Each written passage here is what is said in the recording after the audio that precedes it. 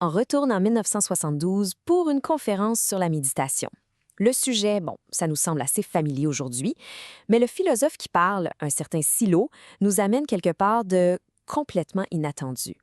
Alors aujourd'hui, on va décortiquer ses idées sur la conscience, sur la révolution, puis sur ce que ça veut dire, au fond, être vraiment éveillé.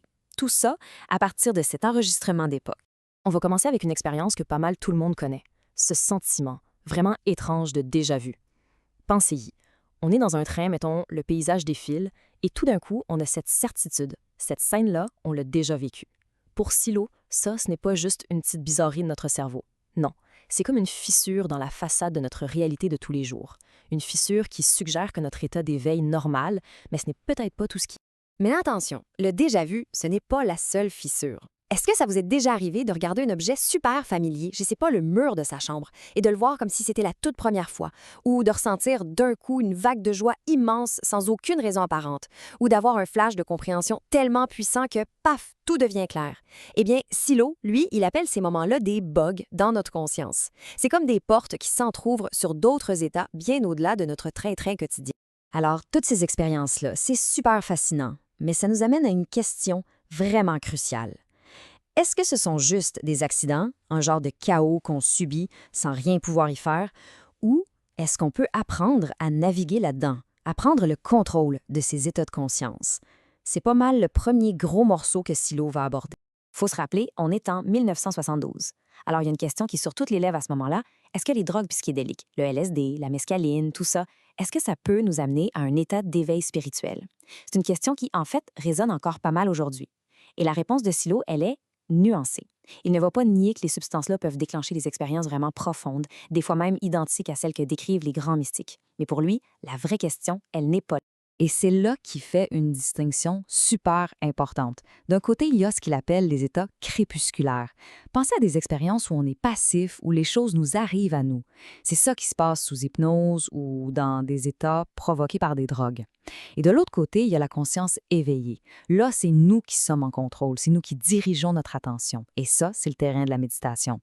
Pour Silo, la valeur, ce n'est pas l'expérience en tant que telle. La vraie question, c'est qui est aux commandes? Qui est le pilote? Et Silo met vraiment le doigt sur le bobo. Le problème, c'est la facilité. Il le dit lui-même dans la conférence, je cite, « Le problème majeur de cette question réside dans la facilité d'accès. Ça demande si peu d'efforts que ça semble plus facile que le chemin de la connaissance, le chemin de l'effort, le chemin ascendant. » Et c'est logique, non? Pourquoi se lancer sur le chemin difficile de la connaissance de soi quand une petite pilule peut donner un aperçu instantané? Le piège, selon Silo, c'est que cette facilité-là, eh bien, elle crée une dépendance. On apprend à recevoir passivement au lieu d'apprendre à construire activement. On devient un simple spectateur de sa propre conscience et non pas son maître. Bon, alors si on suit sa logique, les raccourcis externes, comme les drogues, ce n'est pas vraiment la solution. OK, mais qu'est-ce qui arrive si on pense plus grand, si on change la société au complet?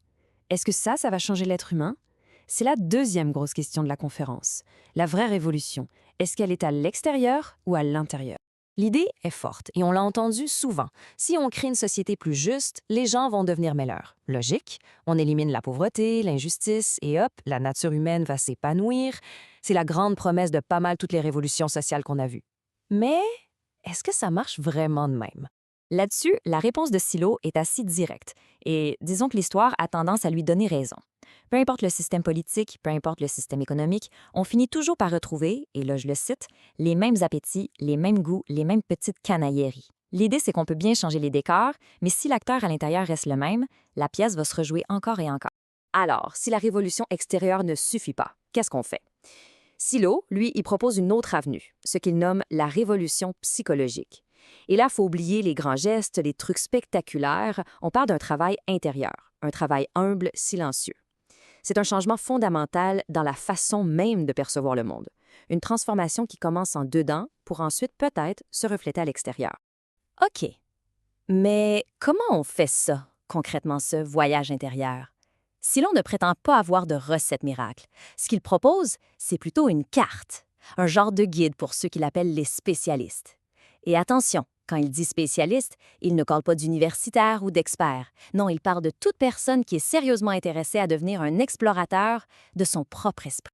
Et au cœur de sa proposition, il y a un parcours en 12 étapes. Il appelle ça la méditation transcendantale. Mais là, gros avertissement, c'est sa propre définition du terme. Ça n'a pas grand-chose à voir avec la version qui était super populaire à la même époque. Pour Silo, il n'est pas question de répéter un mantra. Il s'agit de se lancer dans une espèce de dissection presque scientifique des rouages de sa propre conscience. 12 étapes, ça peut sonner un peu complexe, mais en gros, ça se regroupe en 4 grandes phases assez logiques. D'abord, on apprend à voir l'illusion, c'est-à-dire qu'on réalise que notre esprit, il projette constamment un film, une sorte de rêverie, par-dessus la réalité. Ensuite, on apprend à voir le projecteur. On comprend que notre conscience, ce n'est pas juste un écran passif. Non, c'est l'appareil lui-même qui structure activement tout ce qu'on perçoit. Après ça, on commence à voir les mécanismes du projecteur. On voit les lois qui gouvernent notre pensée. Et finalement, l'étape ultime, voir l'unité. C'est de réaliser que les lois de notre conscience et les lois du monde, eh bien au fond, ce sont les mêmes. Vers la fin de la conférence, quelqu'un dans la salle pose une question vraiment pertinente. Maintenant que les grands mythes religieux sont en train de s'effondrer, est-ce que l'humanité a besoin d'un nouveau mythe pour la guider? Et la réponse de Silo, c'est un non catégorique. Il dit, et je cite, « Maintenant, il s'agit que l'homme commence à penser par lui-même, sans gardien d'aucune sorte, sans temple, sans prêtre, sans fétiche. » Autrement dit, le but n'est pas de remplacer une croyance par une autre, le but, c'est de commencer à penser par soi-même, point. Et cette réponse, au fond, elle nous laisse face à un choix fondamental. Est-ce qu'on continue de chercher un nouveau mythe, un nouveau système qui va nous dire quoi penser? Ou est-ce qu'on entreprend le chemin qui est certainement plus difficile, mais peut-être aussi beaucoup plus libérateur, d'apprendre à voir la réalité par nous-mêmes, sans aucun filtre? Silo, lui, ne donne pas la réponse. Il nous invite juste, chacun d'entre nous, à commencer le travail.